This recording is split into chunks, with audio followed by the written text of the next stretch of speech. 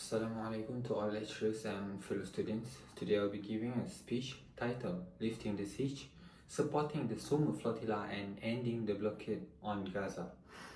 Ladies and gentlemen, 94% of Gaza hospital have been damaged or destroyed. Let that number sink in. 94%. According to the World Health Organization and humanitarian reports, this devastation has effectively erased access to life-saving medical care for more than 2 million people. This does not simply mean broken buildings or shattered walls. It means children dying from injuries that could have been treated.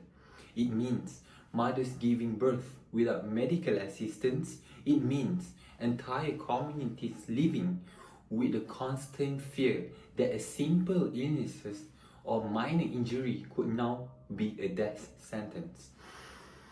When a healthcare system collapses, it does not only destroy life, it shatters the very foundation of a nation's future. This issue is relevant to all of us because what is happening in Gaza is not an isolated tragedy. It represents a profound failure of international law and direct challenge to our shared commitment to human rights, justice, and human dignity. In a world that claims to uphold humanitarian principles, the continued suffering of Gaza focuses to ask an uncomfortable question. What does our silence truly mean?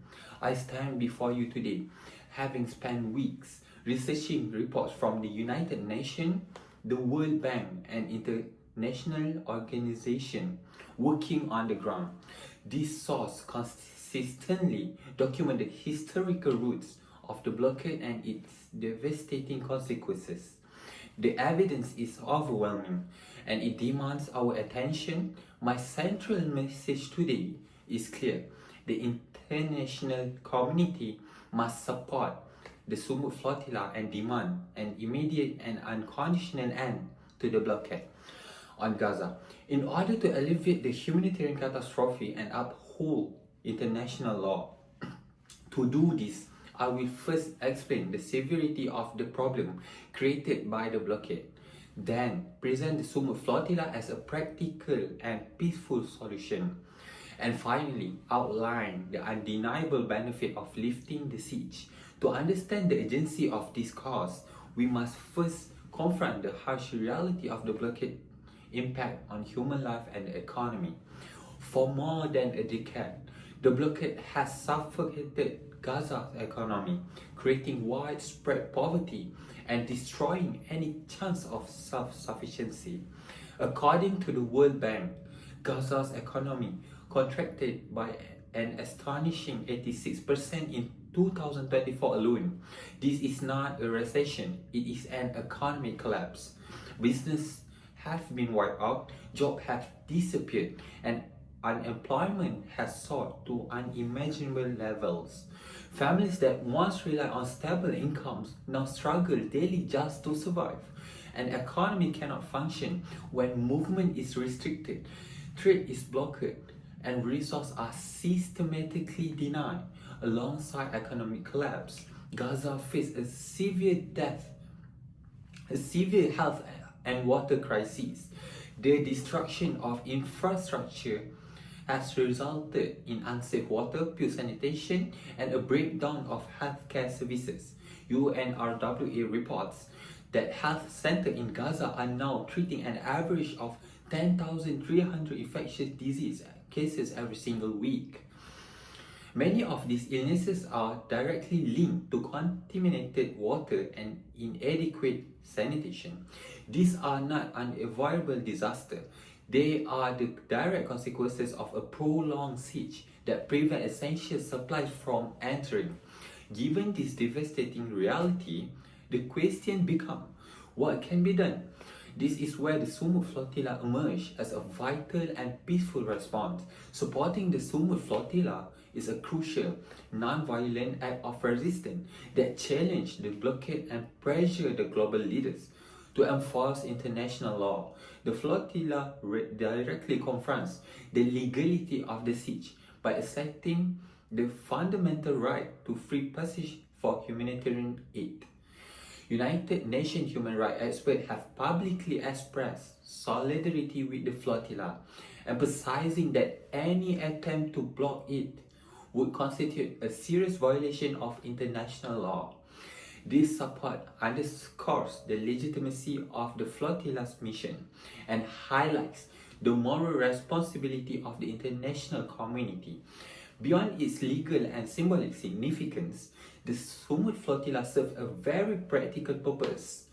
Delivering aid directly to civilians, its mission is to transport essential supplies such as food, medicine, and reconstruction materials that are currently restricted. For people in Gaza, these supplies are not optional. They are a matter of survival. The flotilla represents hope in action, showing that solidarity is just not spoken, but lived. The success of this effort and ultimately the end of blockade would bring transformative benefit to Gaza population.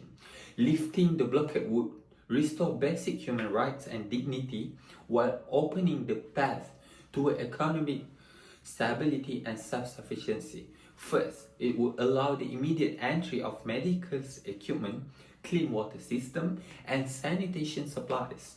This would help the spread of infectious disease and enable hospitals and clinics to operate once again.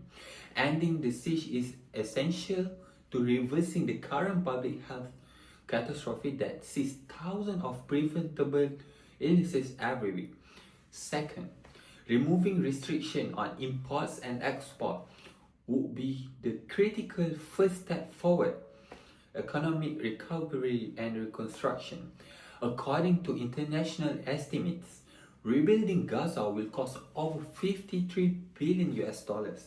This reconstruction cannot begin in any meaningful way while the blockade remains in place. Ending the siege will revive the private sector, create employment, and allow Gaza people to rebuild their life with dignity rather than dependency.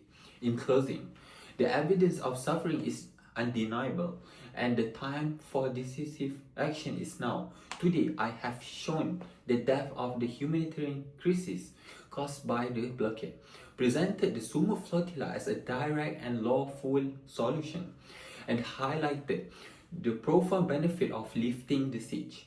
I urge each of you to act. Contact your government representative.